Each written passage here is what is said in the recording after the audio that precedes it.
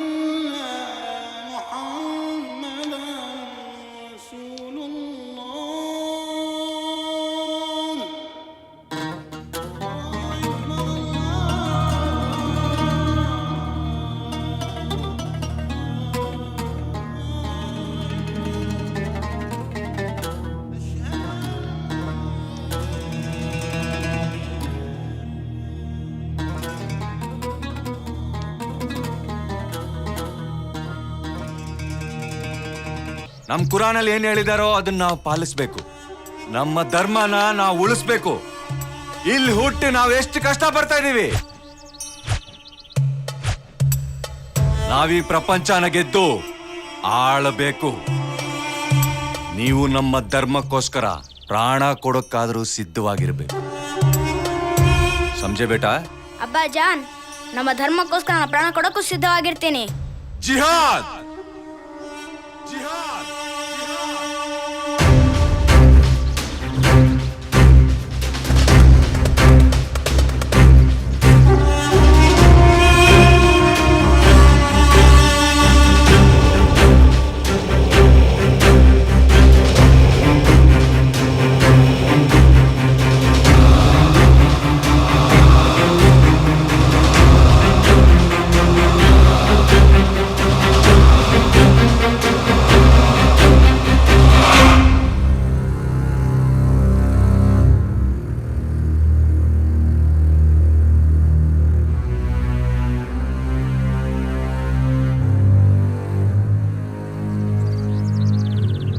ರೀ, ಏನ್ರಿ ನೀವು ಮಾಡ್ತಾ ಇರೋದು? ಮಗನ್ ಎಲ್ಲಿ ಕಳಿಸ್ತಾ ಇದ್ದೀರಾ? ಅವಾಗ್ಲೇ ಹೇಳಿದ್ನಲ್ಲ, ಶರಾಫತ್ ಇರೋ ಮದ್ರಸಾಕ್ ಕಳಿಸ್ತಾ ಇದ್ದೀನಿ ಅಂತ. ನೀವು ನನ್ನ ಮಗನ್ನ ಕಳಿಸ್ತಾ ಇರೋದು ಸ್ಕೂಲಿಗಲ್ಲ, ಜಿಹಾದ್ಗೆ.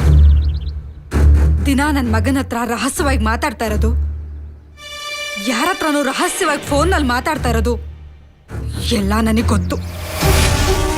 ಓ ಅಚ್ಚಾ. ಅವತ್ತೇ ತಡಿಬೋದಾಗಿತ್ತು, ಆದ್ರೆ ಇವ್ರನ್ನೆಲ್ಲ ಹಿಡಿಯಕ್ಕಾಗ್ತಾ ಇರ್ಲಿಲ್ಲ. ನಿಮ್ಮನ್ನೆಲ್ಲ ರೆಡ್ ಹ್ಯಾಂಡ್ ಆಗಿ ಹಿಡಿಬೇಕು ಅಂತಾನೆ ಕಾಯ್ತಾ ಇದ್ದೆ. ಏ ಪಗ್ಲಿ, ನನ್ನ ಮಗ ಹೋಗ್ತಾ ಇರೋದು ಅಲ್ಲಾಗೋಸ್ಕರ, ನಮ್ಮ ಧರ್ಮಕ್ಕೋಸ್ಕರ ತ್ಯಾಗ ಮಾಡ್ತಾ ಇದ್ದೀನಿ. ಧರ್ಮದ ಹೆಸರಲ್ಲಿ ಮನುಷ್ಯನ ಕ್ರೂರವಾಗಿ ಕೊಲ್ಲೋದು ತ್ಯಾಗ ಅಲ್ಲ, ಬಲಿ.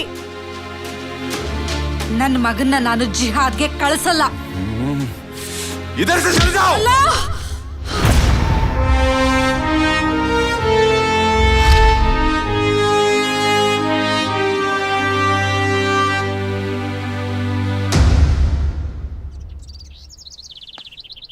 ನಿಮ್ಮ ಧರ್ಮದ ಹುಚ್ಚು ಡ್ರಗ್ಸ್ಗಿಂತ ಭಯಂಕರ ಮತ್ತು ಕೊಡುತ್ತೆ.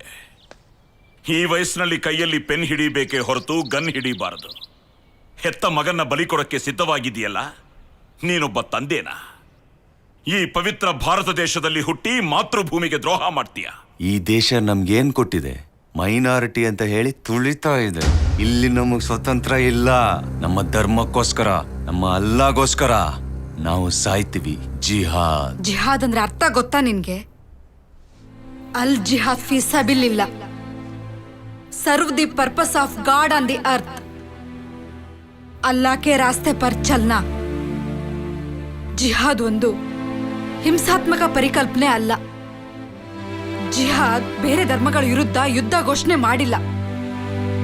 ಜಿಹಾದ್ ಅಮಾಯಕರನ್ನ ಕೊಲ್ಲೋದಲ್ಲ, ಮುಸ್ಲಿಮ್ಸ್ ಅಲ್ದೇ ಇರೋರ್ನು ಕೊಲ್ಲೋದಲ್ಲ. There is nothing like holy war. Wars are only killing and disaster. ಜಿಹಾದ್ ಅಂದ್ರೆ ನಮ್ಮೊಳಗಿರೋ ದುಷ್ಟ ಶಕ್ತಿಗಳನ್ನ ನಾಶ ಮಾಡ್ಕೊಳ್ಳೋದು. ನಿನ್ ಹೆಂಡತಿನೂ ಮುಸ್ಲಿಂ ಅಲ್ವಾ? ಅವಳು ಕುರಾನ್ ಓದಿದಾಳಲ್ವಾ? ಅವಳಿಗೆ ಅರ್ಥ ಆಗಿದ್ದು ನಿನಗೆ ಅರ್ಥ ಆಗಿಲ್ಲಲ್ಲ? ಏನಂದೆ? ನಿಮ್ಮೆಲ್ರಿಗೂ ಇಲ್ಲಿ ಸ್ವತಂತ್ರ ಇಲ್ವಾ? ನಮ್ಮ ಸಂವಿಧಾನದಲ್ಲಿ ಅವರವರ ಧರ್ಮದಂತೆ ಎಲ್ಲ ವಿಷಯಗಳಲ್ಲೂ ಎಲ್ಲರಿಗೂ ಸಮಾನತೆ ಕೊಟ್ಟಿದ್ದಾರೆ. ಕಹಾದಿಯ ಸಾಬ್, ನಮ್ಮ ವೇಷ ಭಾಷೆ ನೋಡಿ ಅವಮಾನ ಮಾಡ್ತಾರೆ. ನಾವು ಗೋಮಾಂಸ ತಿಂತೀವಿ ಅಂತ ನಮ್ಮನ್ನ ದುಶ್ಮನ್ ತರ ನೋಡ್ತಾರೆ.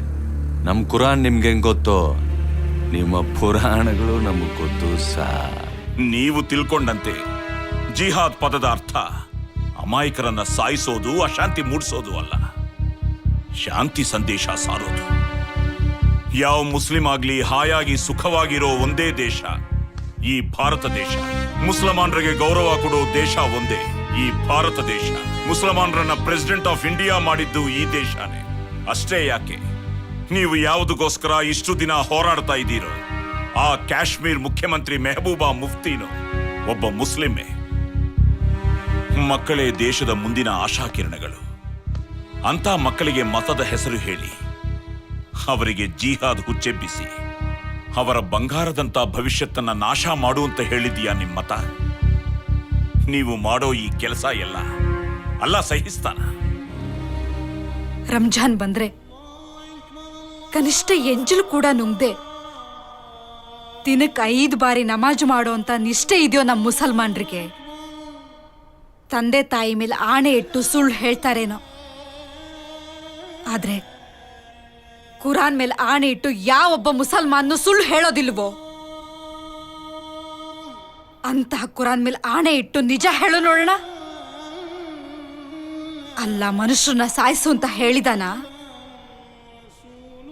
ಅಲ್ಲ ದುಷ್ಟ ಕೃತ್ಯಗಳನ್ನ ಮಾಡು ಅಂತ ಹೇಳಿದಾನ? ಅಮಾಯಕ ಪ್ರಜೆಗಳ ಪ್ರಾಣ ತೆಗಿಂತ ಹೇಳಿದಾನ? ಹೌದು ಅಬ್ಬಾಜಾನ್, ಅಮ್ಮ ಹೇಳೋದ್ರಲ್ಲಿ, ಮಾಮು ಹೇಳೋದ್ರಲ್ಲಿ ಅರ್ಥ ಇದೆ. ನಾನು ಇಂಡಿಯನ್, ಇಲ್ಲೇ ಹುಟ್ಟಿ ಇಲ್ಲೇ ಬೆಳೆದು ಈ ದೇಶದಲ್ಲೇ ಸಾಯ್ತೀನಿ. ಈ ದೇಶಕ್ಕೋಸ್ಕರನೇ ಸಾಯ್ತೀನಿ. ಇಲ್ಲೇ ಇರ್ತೀನಿ ಹೊರತು ನಾನು ಜಿಹಾದ್ಗೆ ಹೋಗಲ್ಲ.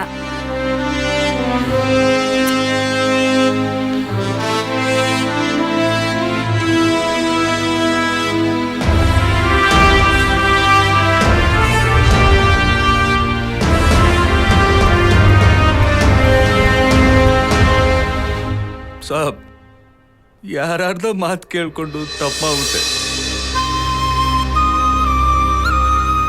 ರಮೇಲ್ ಇದ್ಬಿಟ್ಟೆ. ಹೆಂಡತಿ ಯೋಚನೆ ಮಾಡಿದಷ್ಟು ನಾನು ಯೋಚನೆ ಮಾಡಿಲ್ಲ. ನಮ್ ಧರ್ಮ ತುಂಬಾ ದೊಡ್ಡದು ಸಾಬ್. ನನ್ ಮಗ ಜಿಹಾದ್ ಸೇರ್ಬಾರ್ದು. ಅವನು ನಿಮ್ ತರ ನಿಷ್ಠಾವಂತ ಅಧಿಕಾರಿ ಆಗ್ಬೇಕು ಸಾಬ್. ಒಳ್ಳೆ ಮನುಷ್ಯ ಆಗ್ಬೇಕು.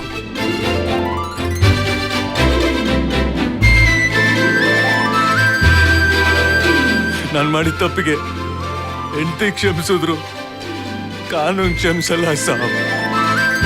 ತಪ್ಪು ಮಾಡಿದ್ದೀನಿ, ತಪ್ಪಿಗೆ ಶಿಕ್ಷೆ ಆಗ್ಲೇಬೇಕು ಸಾಬ್.